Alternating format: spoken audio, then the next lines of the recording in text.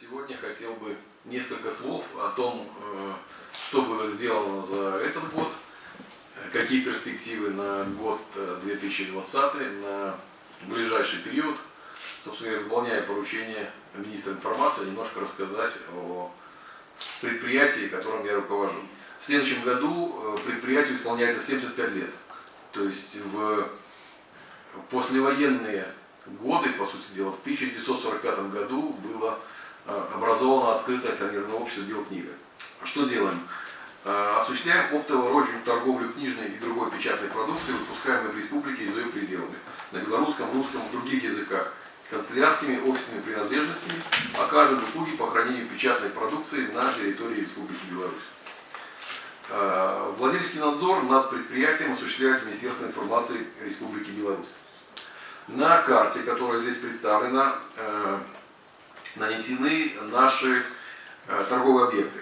И в настоящее время сеть предприятия ОАО «Белкнига» насчитывает 101 торговый объект, в том числе 88 полноценных книжных магазинов, сеть павильонов и киосков. Торговая сеть расположена во всех областях республики на сегодняшний день.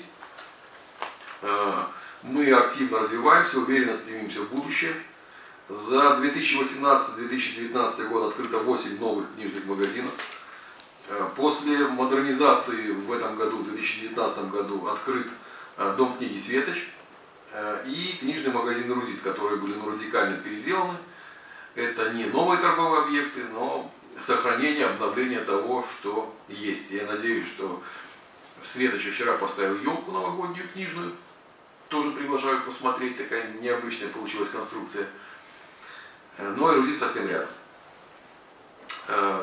Деятельность предприятия строится по 3 основным направлениям. Это розничная торговля через сеть традиционных стационарных книжных магазинов, интернет-торговля и оптовая торговля.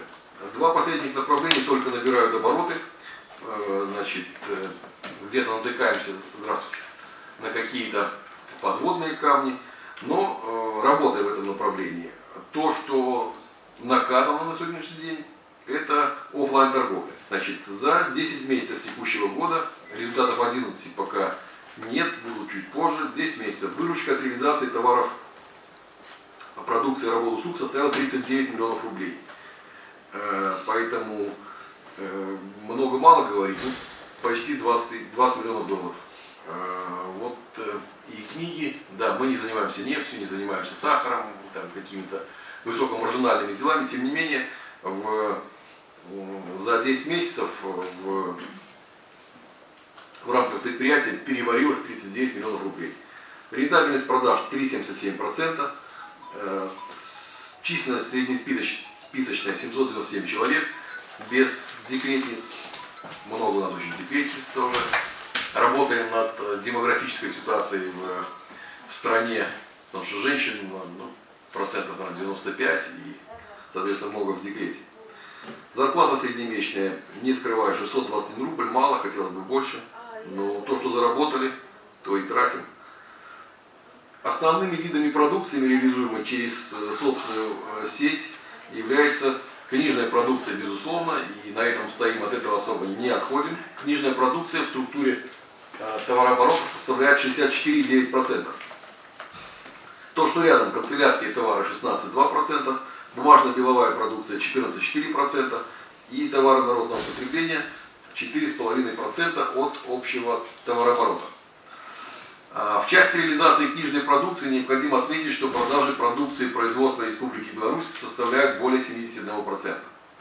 За 2 года, вот 18-19 год, самыми книгами продаваемыми стали это книги Владимира Короткевича «Дикое полевание короля Стаха», выдавецтво «Попури».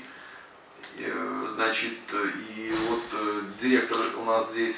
Отрадно, что данное издательство находится в рейтинге самых продаваемых книг накануне 90-летия со дня Владимира Короткевича. Повторюсь, что в 2020 году исполнилось бы 90 лет Короткевичу. Да, книга на белорусской мове, между прочим, и вот так. «Дитячий атлас Беларуси», выдавецтво «Мастацкая литература», и тоже у нас здесь издатель. И фотоальбом «Беларусь замковая», который выпускался на полиграфкомбинате.